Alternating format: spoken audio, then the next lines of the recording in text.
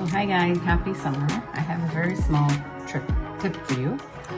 So I bought this tray with silicone bottom, and you can look closely. And then I have the ice here. So I need the ice. Now why is this much easier than a normal one?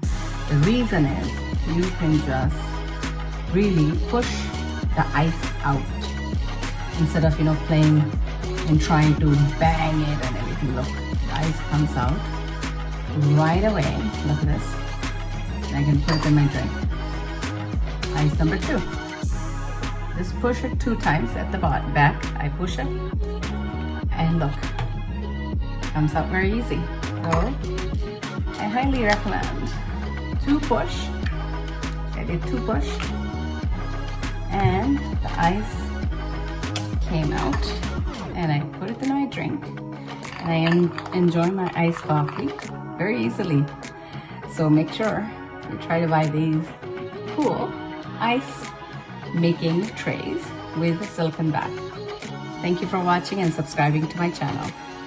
Have a great day. Bye-bye.